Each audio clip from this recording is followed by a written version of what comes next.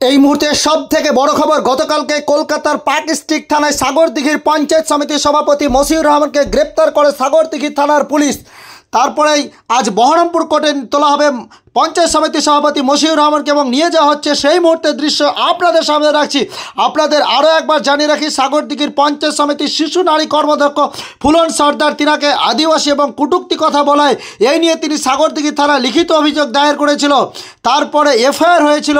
26শে August Jangipur সাংগঠনিক জেলা তৃণমূল কংগ্রেসের বিধায়ক ও সাংসদকে নিয়ে বৈঠক চলছিল অভিষেক ব্যানার্জির অফিসে। তখনই অভিষেক ব্যানার্জি ক্ষুব্ধ হন। সাগরদিঘির বিষয়ে আলোচনা আসলে তিনি পঞ্চায়েত সমিতির সভাপতি মশিউর রহমানকে 3 দিনের মধ্যে পদত্যাগ করার কথা নির্দেশ দেন খলিলুর রহমানকে।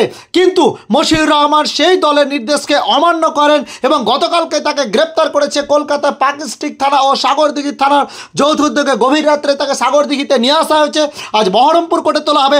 সেই মুহূর্তের দৃশ্য আপনাদের সামনে রাখছি। অর্থাৎ 26শে নির্বাচনের আগে সাগরদিঘিতে তৃণমূল কংগ্রেসের যে গোষ্ঠীদ্বন্দ্ব একেবারে প্রকাশ্য দলেরই এক অংশ পঞ্চায়েত সমিতি তৃণমূল কংগ্রেসের, তার বিরুদ্ধে এই অভিযোগ আনতে গ্রেপ্তার হয়েছে।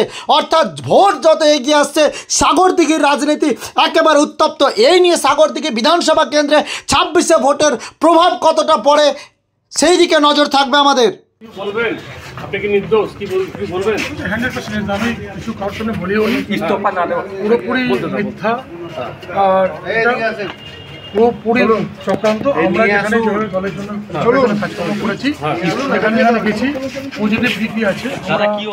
ইস্তফা না দেওয়ার কারণে কি মানুষের জন্য কাজ করেছি। মানুষ, সাগরদিঘির মানুষ সেটা বলবে। আমি 2 বছর ধরে কাজ করেছি। কোনো মানুষের সঙ্গে কোনো অন্যায় অবিচার কোথাও আপনার ইস্তফা না দেওয়ার কারণে কি গ্রেপ্তার? ইস্তফা না দেওয়ার কারণে কি গ্রেপ্তার করা হলো আপনাকে? সেটা বলতে পারি না, আপনাকে তো ইস্তফা দেওয়ার কথা বলা হয়েছিল। ইস্তফা দেবেন? ইস্তফা দেবেন? করেছিলেন? একদম না।